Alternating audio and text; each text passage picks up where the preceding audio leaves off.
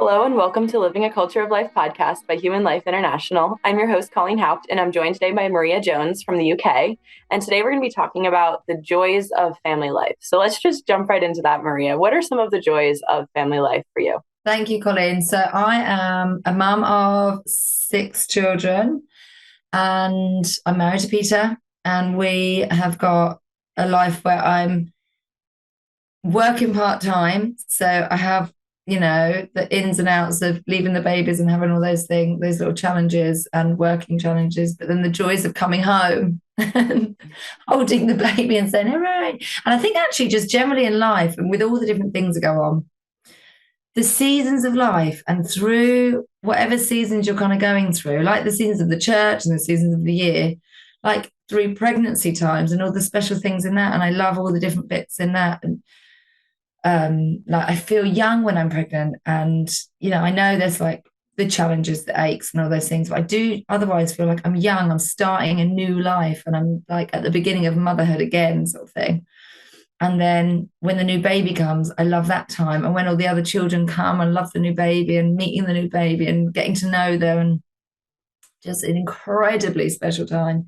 And then when they're growing up and eat all the different phases of their little lives. And in the day, I think I probably find getting them ready for bedtime the most challenging. And other than that, I pretty much love it. Actually getting up as well. Anything related to getting up and getting to bed. But other than that, it's just probably loads of other challenges in the day, actually. It comes to, I like quiety things. I do like reading stories, snuggles, and just praying with them, thanking God for them. And it's really lovely. I've come across this method called the Don Bosco method. I work for the Regina Cheli Academy, which you've got loads in America. Some of your listeners might have heard of it.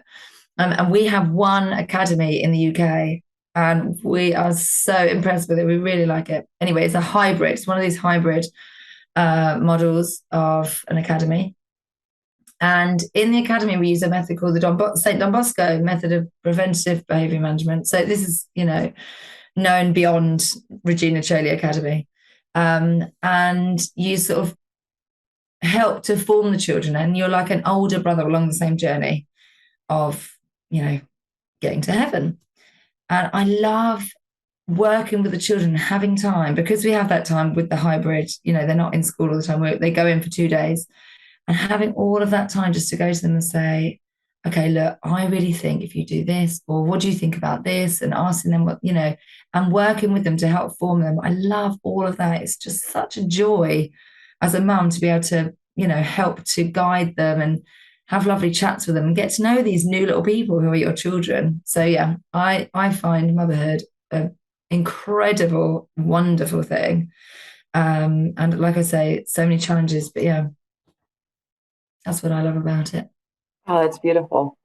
And Mm. how would you encourage other women to be open to new life? Aha. Maybe with encouragement, some people feel like they're not sure about something and there's a challenge. And I think, like, with all sorts of challenges in life, what is it that's maybe holding you back? And even if whether you're sure or not sure what that is that's you're resisting or you're worried about, I think visiting another family and find out where they are and make a several hour journey to get there if that's what it takes. Find out that we've got so many resources online, haven't we, now that you can like link up with people. So I think like in person is the best. And then, and find community, find what people are doing, consider moving, those sorts of things. And then I think my husband and I, we run a YouTube channel, which I think, again, so many inspiring American families do this kind of thing. In the UK, it is a lot less. And so we do have this channel, and we go around the UK filming families, England, Ireland, Scotland, Wales, and we make documentaries. So my husband used to work for EWTN. So they're really nice quality documentaries of families. So I would recommend, if you're not sure about things, go and have a look on there. It's called One of Nine, as I was one of nine children. And, I just think you get to meet the families. My husband, you'll see, he's got a sense of humor. And so there'll be quirky bits in there, but you just get to see normal people that have, I think what it is like stepping out first, showing willing. In fact, we just released a short, um, and that my husband and I, it was quite an artistic short. So we did like, we specially scripted it and things. And it's about stepping out as well, not worrying so much about the house. I heard I was reading a book by I can't remember the Christian author who it was, but it was called Visioneering.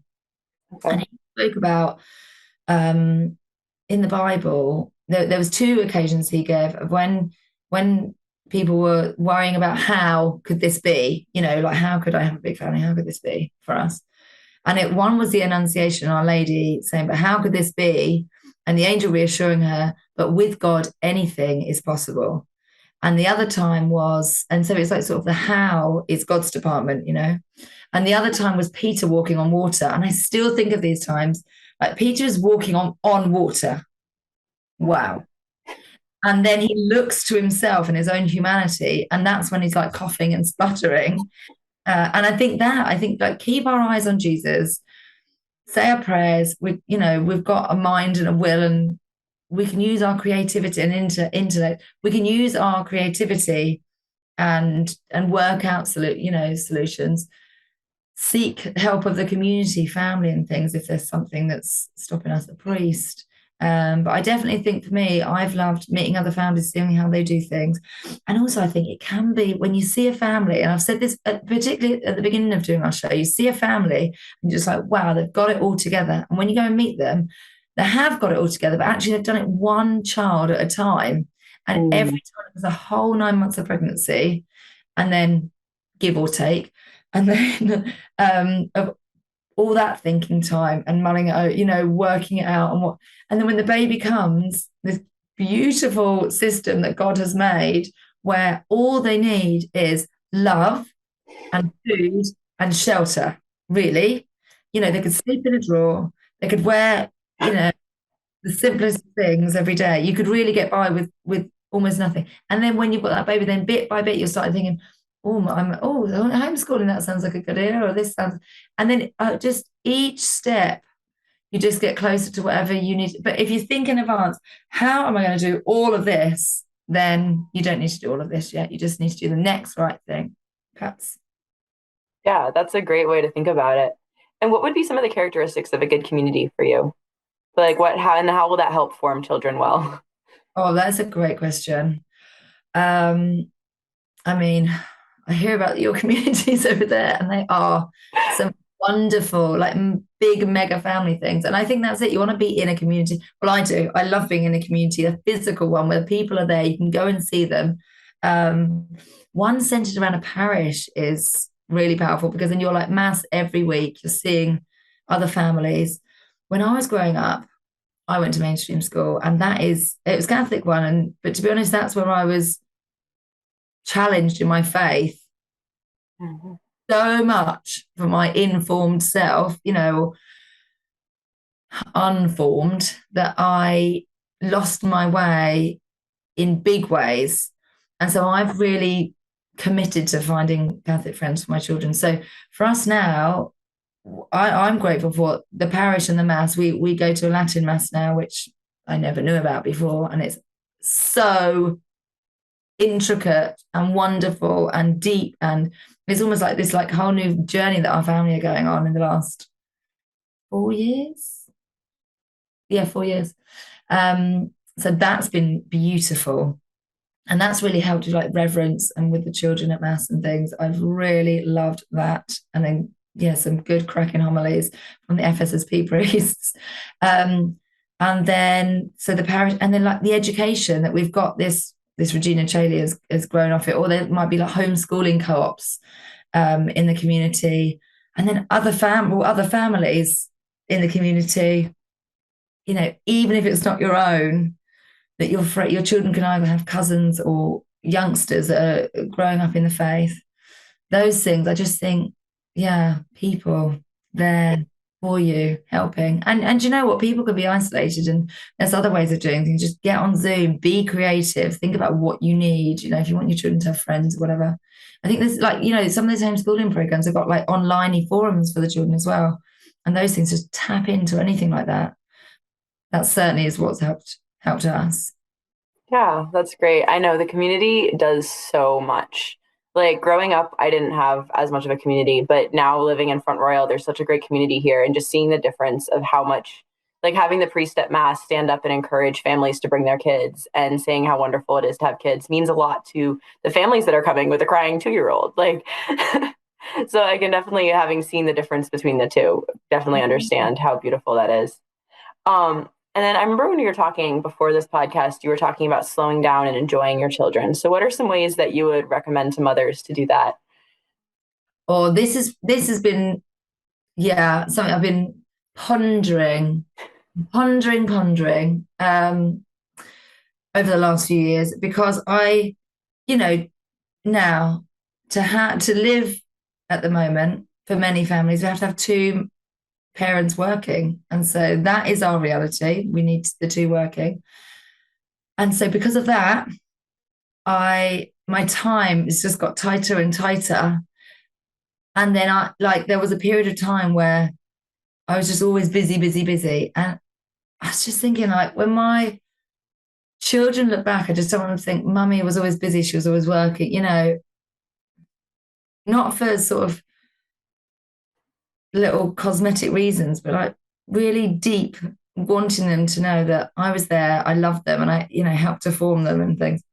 So yes, I do the 2 days of home ed and the sort of flexi Friday, but also when they come to me and I think like little bits of time. I was listening to I can't remember, the Sherman brothers, maybe it was, that wrote the Mary Poppins Mm-hmm. soundtrack, and they speak about tuppence a bag, feed the birds, and this was like the about just the tiny bits, like the tiny tuppence you can give to your children that will just make such a big difference. And I don't, and that's what I took from it when they were explaining it. And so I now think, like, even if I have like 3 minute windows, 10 minute window, 20 minute window where I can really shut off, and especially if they'd ask me, can I have a story or whatever it might be, and I'll say yes, look at them in the eyes, stop, look at them, let them feel like there's nothing else going on. Because we can flap, flap, flap, flap, flap all day, but really, what is 3 minutes, 5 minute, 10 minute intervals that you can really show them you absolutely love them and that you want to do that thing with them? And then I've started to realize that those tiny little tuppences really were making such a big difference in the bigger scale of life. And I think it's almost like, people in finance would understand, like compounding interest sort of thing. Like over time, that really builds up. And they say, my mum always read stories to me. My mum would, spend time with me. She always hugged me. Or, well, it would be regular that she would call out and say, I love you. And then we'd say, love you back. All of that, like, I suppose, like choosing what you want in your family as well, what culture you want. So that's definitely something just to slow down, let time pass. My dad was a palliative care doctor. He's retired a couple of years now. And he inspired me. He would say when he would meet up with the families, I don't know if you call it palliative. Do you call it palliative care in America? I think The that's care one of name for it. dying. Yeah, I Yeah. think so. I've heard the name, so I think so. So he would say when he met with the families that he wanted them to feel like they had all of his time. And he's known in the town and around, people would say, in fact, when he retired and it was in the middle of lockdown, we put out a post on what's on Facebook. And then there was like 400 messages eventually that had come through because people were sharing it and all sorts of things. 400 messages came through from his like retirement, all people that wanted to, you might not remember me, but this and this. And it was just so special the time he spent. So many people, he touched their hearts. And I thought like that was something that really inspired me. And I think, I can at least do that. If my dad did that with his patients, I can at least do it with my children. So yeah. Yeah. What are some ways that you slow down with them? Like you said, reading a story, I guess. And I remember you were talking about the treehouse, I believe, before when we talked the first time about Yeah. going up in the treehouse with them or something. No? Oh, yeah. Yeah, yeah, yeah. Yeah, I think like making a memory. So in the summer particularly, I think get in the tree house. I'm my temperament is like really phlegmatic and then a tiny bit of melancholic. So I've never been interested in adventures. And would go to the beach and would be more than happy never to even put my toes in the sea. I couldn't care less about, getting cold or get like changing anything about anything. But I do also think, come on, Maria, step out a little bit. So I will, do something like, say, let's go in the treehouse or let's just create a memory, or baking. Like baking is such a lovely thing to do. And again, you might think I haven't got that much time, but you can do a lot in a small space of time. So here's a quick recipe: 300 flour, 200 butter, 100 sugar, and a packet of chocolate chips. I don't even know how big, just any packet. Mix it all together, and that will just be like cookie dough straight away, just quickly as you go. And that's good for vegans because my son is allergic to dairy and eggs, so that's good. So I can just put like a dairy-free butter in.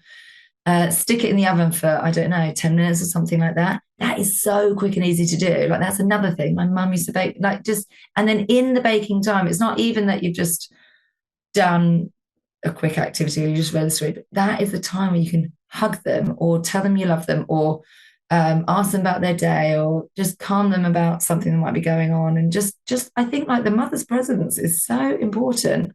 Um, yeah, there's some little way. That's beautiful. Are there any saints that have inspired you along this journey? I know you mentioned Don Bosco originally. So Yeah. Yes, definitely Don Bosco, definitely Saint Therese of Lisieux. She is just so wonderful for the absolute basic life, the little way. It is wonderful, and it's just divine genius, really, isn't it? It's God's inspiration through Saint Therese, because it's just tiny ways that everyone can do that you can live a holy life. So I love her for that. You don't have to have read reams of theology and wonderful things. You can just offer up your day or offer up washing up or love an annoying person or not shout at the child when they've frustrated you or, all those tiny things. So St. Therese. Um, who else? Saint Gianna Beretta Molla has just been a lovely, like, sort of presence in our, within the last century. We met her daughter at Catholic Mothers Conference a few years ago, and the one that she's holding in the picture, and she was so childlike and wonderful. And so I feel like, just that she's there so recently, and she was so heroic. I do love her also. But yeah, Saint Therese is absolute go-to girl. yeah, yeah, she's beautiful. What would you say to the idea that for women that are trying to choose, like think they have to choose a career over being a mother? How would you address that in problem in today's society from your experience as a mother? I think you're going to work hard at something, and well, you're not necessarily, but like if you want to work hard, so you want to work hard for a career, say for example, I think people want to work for something. What is it they want to work for? And say more and more and more want, like, to go on this holiday, this car. They want to have a certain house, a certain lifestyle. I think ultimately, and you want that to be happy. And I feel like, and my husband and I will be so grateful that we just feel like, I mean, financially, I could turn this laptop around and you just see the mess in it. Because we just like working and making things happen and don't have a cleaner or anyone like that. But I think we're just so rich with being able to have children. I know so many people don't have children or not able to have children. And there's an incredible richness in having children, not only, spiritually, and like having children you can work hard for, like they are your children. I'm, it does surprise me that the media has persuaded people so much, and, the evils that have just infiltrated the governments and the leadership in the countries that have made women not realize what an utter joy it is to have your own children. Like I think they've taken children off us, and they take the children to schools, and they sort of like bring them up for you, and they come home, and I feel like when my son Rupert, he went into nursery, and when I took him out to home educate him, I hadn't thought it before, but when I started home educating him, I thought he's just started making eye contact with me. And he hadn't before. He sort of didn't even regard me as like anyone important. He was just like going to school. It's like teacher, teacher. And so it does surprise me that not more people have tapped into this utter joy and reward and legacy. You know, you're building a legacy if you get to build a family. And also, like you invest in your children. You know, even if you think financially, there are some. I was talking to somebody not so long ago, and he was saying actually it's a financial investment to have more children is a very good idea, and you know, get them school. You know, work hard on their education. And I think, you know, the sexual revolution has let women down big time. You know, what's it gained? Like there's more victims, more women victims, there's more unhappiness, more divorce, more rape, more, you know, where has it got us compared to, you know, if you can, I think like it is helpful to see these families around, and it's good for like, you know, families out there that are getting out there, going to the shops with the children, even when it is tricky and things, and just think, like, what a joy. These children are our future. Like I think like they're an investment for so many things. And that's just like being quite worldly about it. They're, you know, what an incredible gift to be able to be part of raising other souls to love and give glory to God. Wow, it's really humbling. Yeah. Yeah. And yeah. Yeah, that's beautiful. It's so true. Is there any other final thoughts you'd like to share with the people listening, any moms that might be listening, or anybody else that you'd like to share? Oh, thank you, Colleen. Well, it's lovely to chat to you, Colleen. You too. Um, if anyone does want to reach out, I'm not amazing on Instagram, but I check it sometimes, Maria.1of9.